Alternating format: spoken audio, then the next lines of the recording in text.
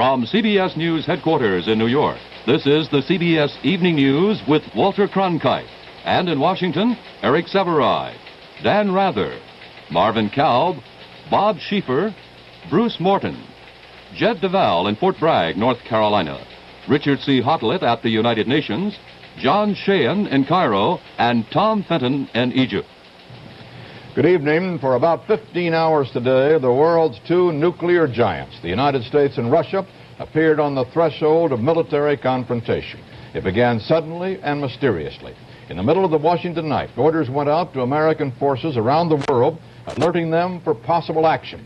Thousands of fighting men were sent packing. Warships hoisted anchor and big B-52 bombers, some carrying nuclear warheads, were ready.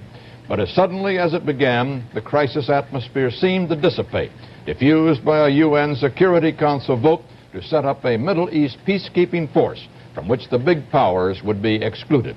And that was just what the doctor, Secretary of State Kissinger, demanded in a midday news conference. Late this afternoon, the State Department said the military alert still is on, but that the United States is pleased by the Security Council action. Our correspondents traced today's developments. The president canceled plans for a news conference tonight. He now hopes to hold it tomorrow. Exact time not yet set. Shortly after that announcement this morning, the president made a point of being seen in public, walking with White House Chief of Staff General Alexander Haig to say goodbye to Secretary of State Kissinger. Throughout this exercise, the president made a point of allowing plenty of photographs, but he would say nothing of substance. He had met at least twice during the morning with Kissinger and once with congressional leaders. To the congressional leaders, the president emphasized that his military alert was precautionary but necessary. It is only a precautionary alert, but the overwhelming emphasis is on diplomacy at this time. Well, why is there an alert at all? There's an alert because there is a serious situation in the Mideast, but it's precautionary. We're right at the brink again. We're at a showdown phase. And I think very clearly, if the Soviets do go in, they're not going to leave. A news conference at high noon. Kissinger time and again appealing to the Russians not to act unilaterally, not to send troops to the Middle East, actions that could destroy détente. Kissinger emphasized that the U.S. wanted no head-on collision with Russia. We do not consider ourselves in a confrontation with the Soviet Union. We do not believe it is necessary at this moment to have a confrontation. In fact, we are prepared to work cooperatively towards the realization of the objectives which we have set ourselves. But cooperative action precludes unilateral action, and the President decided that it was essential that we make clear our attitude towards unilateral steps. For a while yesterday, it appeared that the Soviets had halted their airlift of war supplies into the Middle East. But then late last night, a dozen Soviet transport planes took off from an airport in Budapest. The sudden flurry of activity led planners here to suspect that a Soviet airlift of troops might already be underway. Apparently, there were no troops aboard the planes, but those developments, coupled with the Russian threats to send troops to the Middle East, led to the alert of U.S. military forces. All American military units, including the nuclear bombers of the Strategic Air Command, were placed in an increased state of readiness. 66 B-52s based on Guam were secretly ordered to return to the United States to beef up the nuclear striking force. A third American aircraft carrier was secretly ordered to sail into the Mediterranean. Air Guard units, which make up most of the nation's air defense against bombers, were called to duty in the middle of the night. Many of those men spent a tense day as they waited by television sets for late developments. Tactical fighter squadrons whose F-4 Phantom fighter bombers could be called on to provide close air support for battlefield troops were also alerted for duty at scores of U.S. bases. Quick reaction regular force troops such as the 82nd Airborne Division were also alerted. When these soldiers of the 82nd Airborne Division were packed and ready to leave, Secretary of State Henry Kissinger was on the radio. Achieved in the Middle East. It called for the immediate implementation. If they knew where they were going, none could reveal it or even how they felt. Reporters were forbidden to speak with troops or commanders. 9 hours after the alert, missile-firing vehicles, trucks, howitzers, jeeps, ammunition, and sea rations were in evidence. The actual point of departure, nearby Pope Air Force Base, was closed to cameras. but transport planes landed and took off frequently. By the end of the day, spokesman here at Fort Bragg said simply that they remain in a state of precautionary alert. The break in the tension came in the UN Security Council chamber with a resolution to make the ceasefire stick. It not only calls once again for compliance with the ceasefire, but also enlarges the corps of UN observers to police it. In addition, it sets up immediately a new UN emergency force to consolidate the truce. The resolution specifies that this force not include personnel of the 5 nuclear powers, that is, no Russians, no Americans. Before the vote came, all eyes were on Soviet Ambassador Yakov Malik. The question in all minds, would he keep open the option of sending Soviet troops to the Middle East? We have also studied the new version of this draft resolution, which contains a provision that the permanent members of the Security Council shall not participate with their contingents in the United Nations Armed Forces in the Middle East. My delegation will vote in favor of the revised draft resolution. There was a sigh of relief, confirmed by the unanimous vote. This new danger of confrontation appeared to be averted. Richard C. Huttle at CBS News, United Nations. Late this afternoon, the UN ordered about 900 men from its force on Cyprus, composed of Austrians, Finns, and Swedes, to go immediately to Egypt to oversee the ceasefire. This emergency first force will be augmented as the UN gets organized. Such is the state of things in Washington that questions were asked today as to whether this international crisis was real or had been manufactured by a beleaguered administration. And we'll look at that in a moment.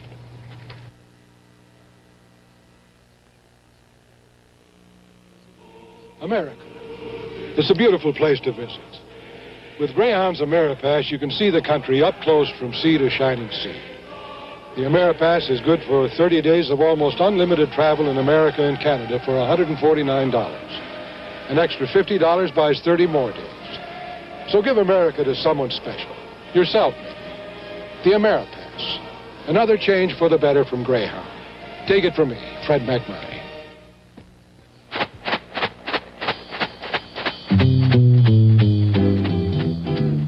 These cats know that this sound is calling them to a delicious dinner. A little Friskies dinner. The high-protein dinner. Full of flavor. Flavor that isn't artificial.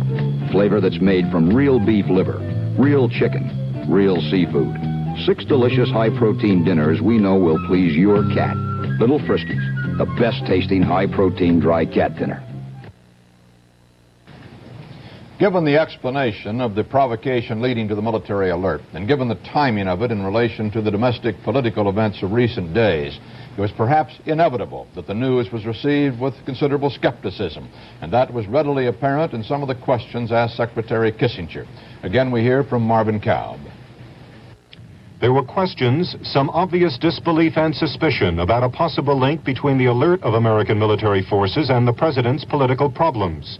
Kissinger, anguished about this theme, answered a number of questions, confidently defending the president's decision and actions. As you know, there has been some line of speculation this morning that the American alert might have been prompted as much perhaps by American domestic requirements as by the real requirements of diplomacy in the Middle East. And I wonder if you could provide some additional information on that. Marvin, we are attempting to conduct the foreign policy of the United States with regard for what we owe not just to the electorate, but to future generations. And it is a symptom of what is happening to our country that it could even be suggested that the United States would alert its forces for domestic reasons. Did you recommend this, or did the president initiate the military alert matter? And do you feel it's a totally rational decision? Mr. Mollenhoff, I have a general rule not to provide a checklist of what advice I give to the president, but due to the particular implications of your remark, I may say that all of the President's senior advisors, all the members of the National Security Council, were unanimous in their recommendation as a result of a deliberation in which the President did not himself participate and which he joined only after they had formed their judgment, that the measures taken that he in fact ordered were in the essential national interest. And I wonder if you can give us any more information that will help convince people that there's some solid basis for the actions that have been taken. We are attempting to preserve the peace in very difficult circumstances. It is up to you, ladies and gentlemen, to determine whether this is the moment to try to create a crisis of confidence in the field of foreign policy as well. But there has to be a minimum of confidence that the senior officials of the American government are not playing with the lives of the American people. Kissinger, who's been working a 20 to 24-hour day during this crisis, was clearly hurt by the need to separate the conduct of the administration's foreign policy from its domestic turmoil. Other officials here were in a cold fury. But clearly the problem exists in this quick crisis, and Kissinger has promised a full explanation next week. Marvin Kalb, CBS News, the State Department. Whether Secretary of State Kissinger or any other key member of the administration could still the suspicions regarding the motivation of the alert remains to be seen. It is important in assessing this delicate question to know how decisions like this morning's alert are reached. Here's Dan Rather at the White House. As Secretary Kissinger noted, the National Security Council considered this decision and made the recommendation to the President. The National Security Council was established to give just such advice to presidents. The NSC, not the entire council, but the top half dozen or so members, met between 11 o'clock last night and 3 this morning. Among those present included men such as the Chairman of the Military Joint Chiefs, the Secretary of Defense, the Director of the Central Intelligence Agency, Kissinger, and General Haig. The White House argues strongly tonight that all of these men could not have been induced to be parties to an overreaction for domestic political purposes. Aides insist that President Nixon did indeed have solid, definite, substantive evidence that the Soviets were considering a dangerous military move on their own in the Middle East. Details and sources of the information aides say cannot yet be revealed, but they insist that history will prove it to have been correct. And anyone who suggests otherwise, they say, will be humiliated by history. The President and the men around him, frankly, are furious that anyone would suggest otherwise, and they are blunt about saying they believe the media and Nixon political opponents must bear a very heavy responsibility for what they consider to be a disservice in terms of speculation to the United States. Dan Rather, CBS News, the White House. Eric Sevareid believes only far-out cynics would question the genuineness of today's crisis, and here is his analysis. It must have been the shortest world crisis on record. Assuming it was a genuine crisis, and as far as the facts are known, a very short distance, we have to assume it was, it still leaves as many questions as answers. Only the President and his advisors know the exact wording of yesterday's message from Moscow, whether it was a suggestion they might or a declaration that they would send in their own forces to the Mideast or something in between. At any rate, the President took it seriously, and hardly anybody here is in a position or in a disposition to argue with that. One assumption is that the Russians had to go the extra mile, short of big power confrontation, to show good faith to their Arab clients. The Israeli forces, after all, have the military upper hand. Egypt, in particular, needs not only ceasefire, but a protector on the spot, so badly that she was willing to have the Russians back, along with Americans, even though she threw out the Russians some time ago. It's the encircled Egyptian Third Army that is, or was, at stake and at issue. There are reports, unverified, that the most sophisticated of all Russian weaponry is with that army, weaponry the Russians don't want us to get or see. As Secretary Kissinger indicated this morning, prospects for serious peace negotiations, not just a ceasefire, look promising. Israel remains in a very strong military and territorial position. The Arabs have saved their honor. Neither side can really stomach the prospect of another such war. And the Egyptians have finally agreed to direct talks in the UN resolution of Monday. If that's the essence of the overall situation, as it seems to be, then the general feeling here, even among presidential critics, will be that the Washington end of this crisis has been handled in a level-headed way. Only far-out cynics think the crisis was manufactured as an escape for Watergate. can be conjectured that the Russians took advantage of our domestic turmoil, but the condition of the battlefield was surely a far greater motivation. 3 realizations emerge from this quick, dry crisis. The American presidential system of government can't function without a president, whatever his personal credibility. The United Nations is a handy tool, and the cost to American taxpayers of this crisis will run in the billions. The direct costs and that portion of the defense budget Congress might otherwise have cut, but now very probably won't. The U.S. alert apparently surprised Israel. Shortly after the crisis became known, Israel's foreign ministry said it knew of no Soviet troop movements toward the Middle East. Israeli intelligence indicated the Russian ships and planes on their way were part of the stepped-up arms shipments. 747 Americans were interviewed in a telephone survey taken for CBS News by Opinion Research Corporation and completed last night just before the military alert.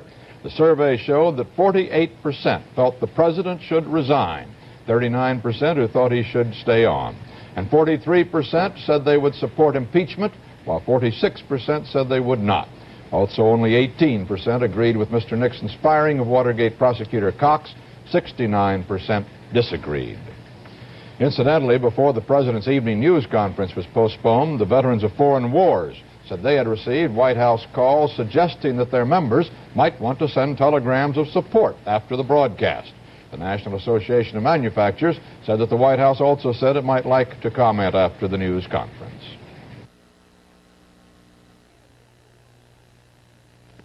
This is an important election not only for me, but for those of you in this city. Our candidate is confident she won't be embarrassed by loose dentures when she talks, because Orifix denture adhesive holds and keeps holding to help her speak clearly. As for my honorable opponent, well, I'd like to make this crystal clear. Our ingenious ingredient helps spread Orifix evenly so you get a tight seal that holds your dentures. Thank you Orifix helps you speak clearly without embarrassment. Use Orifix, the seal of confidence.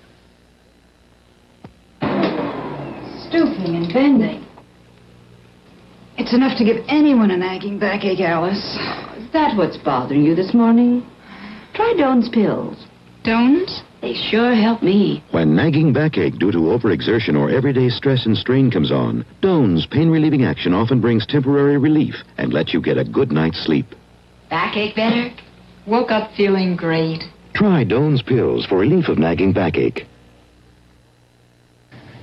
Egypt today charged Israel with repeated violations of the ceasefire. Israel denied it.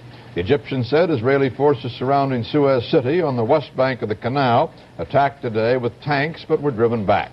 And Cairo also said that Israel is preparing for a full-scale attack against the Egyptian Third Army, reportedly trapped on the east bank of the Suez.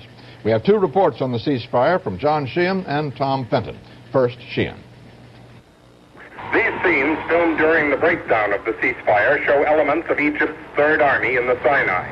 Their early advance across the Suez had been swift and successful, leaving the battlefield marked with the wreckage of Israel's American-made armaments and with Israeli dead. Egypt charges that Israel has violated the ceasefire repeatedly to expand its position on the west side of the canal and behind these forces. More battles ensued. It was the failure of the ceasefire that led Egyptian President Anwar el-Sadat to call for Soviet and American troops to enforce the truce. Israeli reports said that Egypt's Third Army has been cut off. Earlier Egyptian communiques denied that. An Egyptian spokesman acknowledged that the main supply route from Cairo to Suez has been cut by the Israelis. And UN truce observers report they could not reach Suez City at the southern tip of the canal because of continuing military action. John Sheehan, CBS News, Cairo. The ceasefire lines between Israeli and Egyptian forces inside Egypt are still very imprecise. In most cases, they're no more than an imaginary line in the sand. The only indications that this is a ceasefire line are a few Israeli tanks. Beyond them, there's emptiness and unseen over the horizon, Egyptian tanks. 40 miles down the road from this point are the outskirts of Cairo. Up the road last night came United Nations observers to meet the Israeli forces and mark on their maps this point on the ceasefire line. The portion of the line we saw was quiet today. The soldiers manning it relaxed. It seemed like a rear area. Israeli military sources said the entire ceasefire line was equally quiet. One Israeli soldier even hung out his wash on the ceasefire line. The Israeli salient is littered with souvenirs like this MiG-21 of the air war that marked the Israeli invasion of Egypt. The deadliest Egyptian air weapons were the SAM missiles, but some, it turns out, were only paper tigers. All of the missiles in this site were wood and cardboard fakes, except the one real missile which the Israelis hit. Soldiers of the Egyptian Third Army, trapped in enclaves inside the Israeli salient, are surrendering in the hundreds. Some have not had food or drink for several days. Most of them are surrendering on the Egyptian side of the canal, and busloads of prisoners were being brought back today across the canal. At least 2 divisions of the Third Army are cut off in the Sinai. It was an indication of their plight that the Israelis reported they'd responded to a Red Cross request to provide them with blood plasma. Tom Fenton, CBS News, with Israeli forces in Egypt.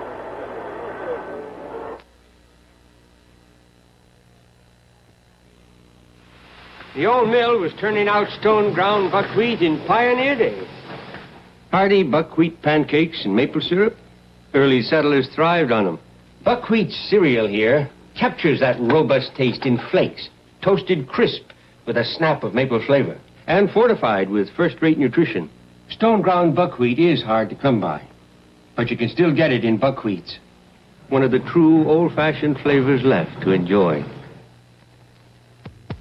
Georgie, you are about to see the investment idea of the century. Al. The electric fork. Oh, Al. I can get you in on the ground floor. Al, I've got my money invested in something else. More and more people are discovering savings accounts at Savings and Loans. The return is substantial, and your money is insured up to $20,000 by an agency of the federal government. Al, is this the same guy who invented the folding waterbed? That's not funny, Georgie. I almost drowned. Your Savings and Loan wants you to know how money works. The White House is getting heavy pressure from Republicans on Capitol Hill to name a new special Watergate prosecutor. And presidential advisor Melvin Laird said today he expects this will be done. Bruce Morton has more on the story.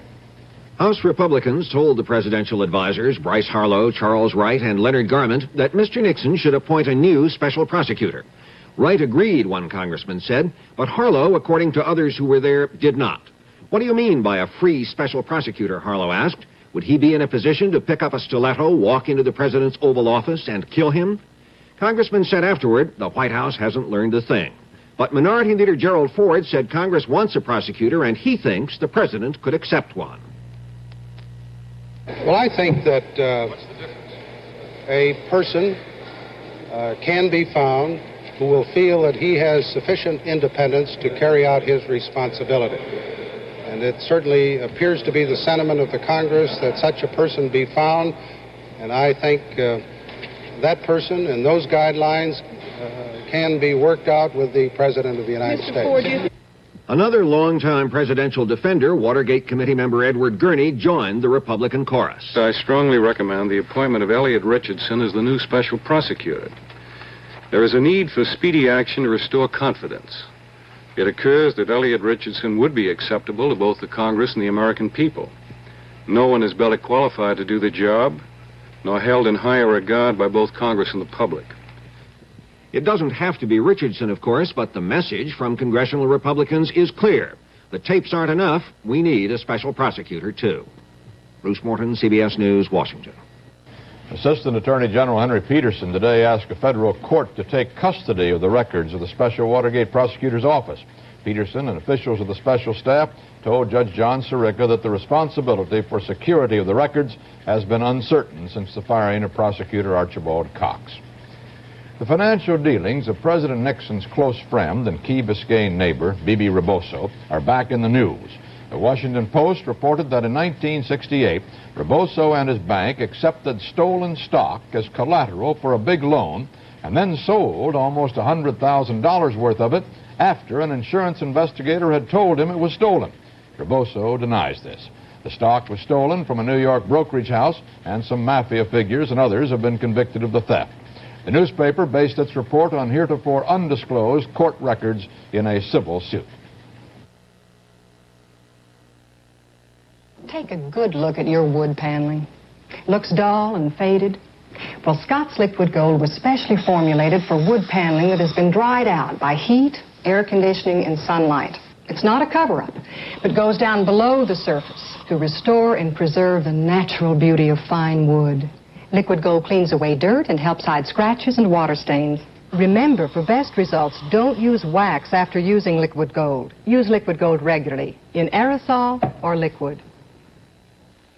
I'm making the same great-tasting stuffing in a pan that I used to make inside chickens. In a pan? Have you lost your bird? I'm using Uncle Ben's Stuff and Such. It can't be that delicious. It is, because Uncle Ben's makes it with the same delicious ingredients I used. Come on, you need me. No, I don't. And I can serve Stuff and Such as a side dish with everything. Even chicken? Even chicken. Things are really cooking at Uncle Ben's. Diplomatic sources in Phnom Penh say about 40,000 North Vietnamese and Viet Cong troops have crossed into South Vietnam from Cambodia during the last few weeks. The buildup would put them in a position for possible attacks in the Mekong Delta or against the Saigon region, or it could have something to do with heavy fighting in the Pleiku area. The former U.S. ambassador to Laos is among other officials accused of profiting from the sale of excess American military goods there. The charge was leveled by two former American officials in Laos before a House subcommittee hearing. Former Ambassador G. McMurtry Godley denied the accusation, but he did acknowledge that investigators had found instances where people didn't follow the regulations to the letter. Director John Dunlop of the Cost of Living Council said today that he wants wage and price controls continued into next year, that lifting them before then would bring about unsatisfactory price increases. But Dunlop indicated it's still possible to drop some of the controls by the end of this year.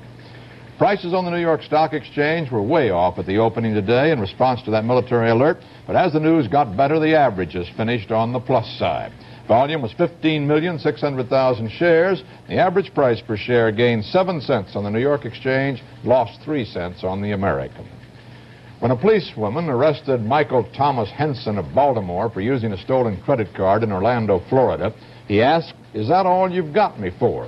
Police started checking, and this is what they said they found, that the 18-year-old may have collected as much as $500,000 using the stolen credit card and bogus checks. And they said the bills are still coming in.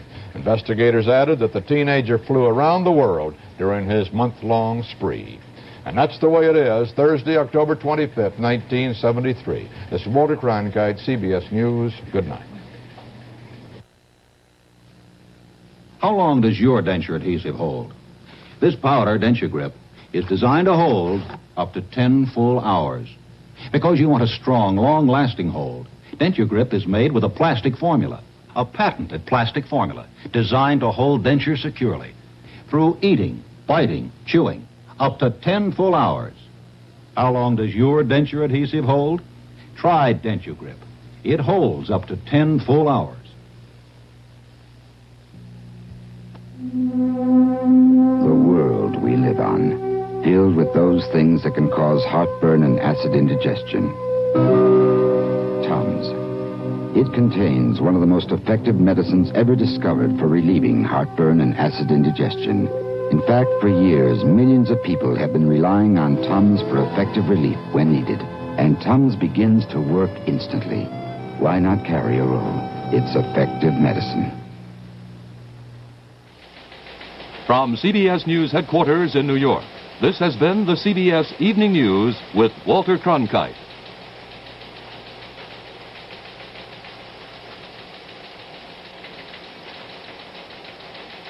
Three Academy Award-winning stars lend their talents to an outstanding drama. The result, Guess Who's Coming to Dinner, with Sidney Poitier, Spencer Tracy, and Katharine Hepburn. Tonight's movie on CBS. A dramatic development in that obscenity trial in Nashville and an exclusive interview with Billy Graham coming up next on Channel 5's Eyewitness News. And a strawberry twirl the ice milk. How could anything called ice milk taste as thick and creamy as ice cream? When it's light and lively ice milk, it's easy. Light and lively ice milk, the ice creamy ice milk in all natural flavors.